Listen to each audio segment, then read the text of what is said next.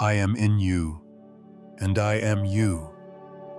A breath held, a whisper from the edge of silence. No one can understand this until he has lost his mind. What mind, beloved Rumi, must we lose? And what new country opens when it is gone? This isn't a puzzle to be solved with clever words, is it? Not a theorem to be proven on the blackboard of the intellect. It feels more like an invitation. An invitation to step beyond the well-trodden paths of our usual seeing, our usual knowing. I am in you.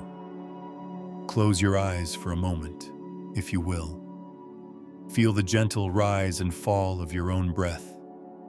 This air, which just a moment ago was out there, is now in here, and in the next moment, it will be out there again, mingling with the breath of the tree outside your window, the breath of the sleeping cat, the distant stranger. Is this not a simple, profound way in which I am in you and you are in me? A shared rhythm, an unspoken communion. Consider the light that allows you to see these words, or this screen.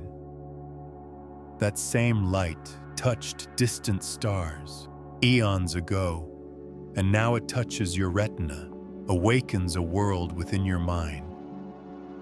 Is the light in you, or are you an expression of its journey? Where does the light end and you begin? And I am you. This is the deeper dive, isn't it? The boundary that seems so solid, so definitionally me, begins to shimmer, to become translucent. Look at your hand, your own unique fingerprints, years of experience etched into its lines. And yet, the atoms that form this hand, where did they come from? Stardust, a billion years in the making. The water that flows within it. The same water that carves canyons and becomes the tear that falls from an eye filled with sorrow or with joy. When you feel a deep, unbidden empathy for another's pain, a sudden surge of joy at another's triumph, is that not a flicker of this truth?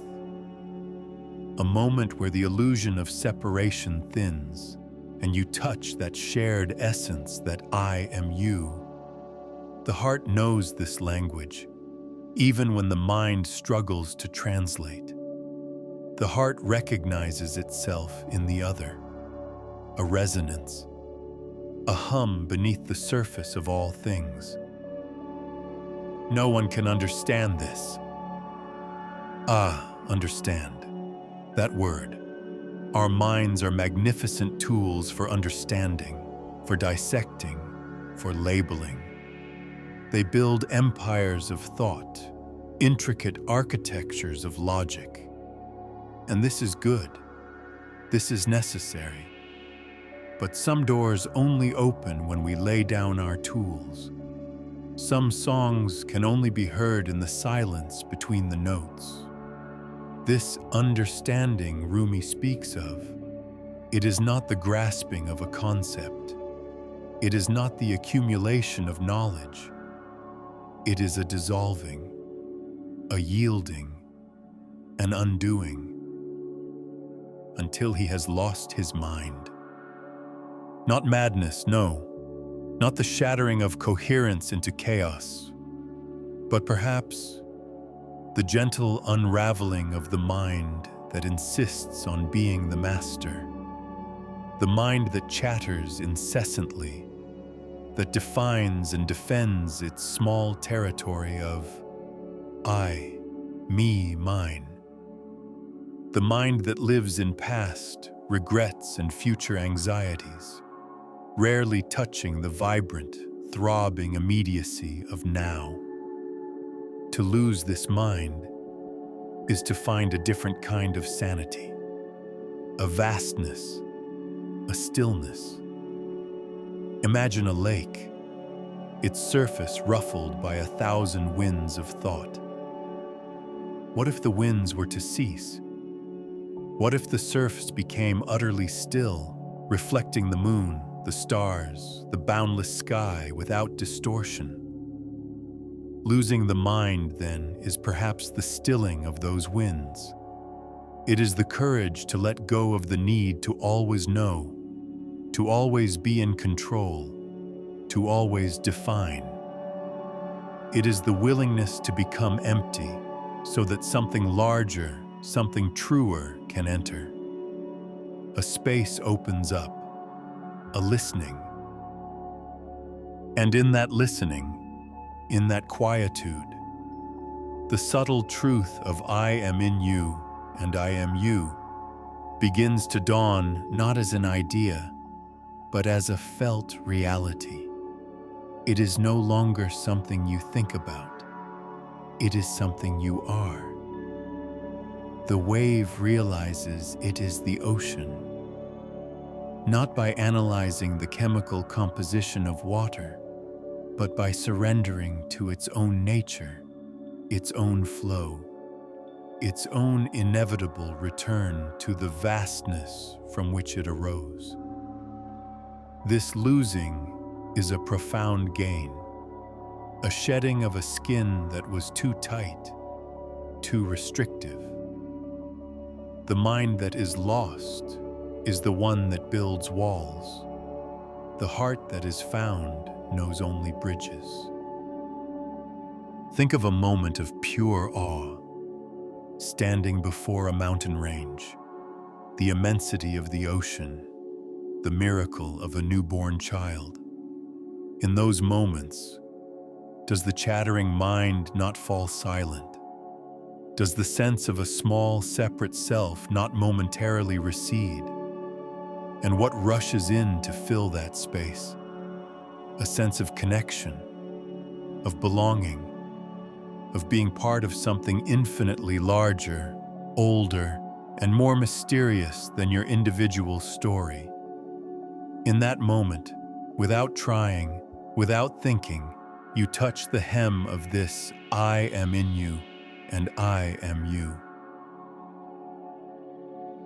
The mind was lost, briefly, to wonder. This is not an escape from the world, but a deeper entry into its sacred heart. When the illusion of your absolute separateness softens, compassion arises naturally.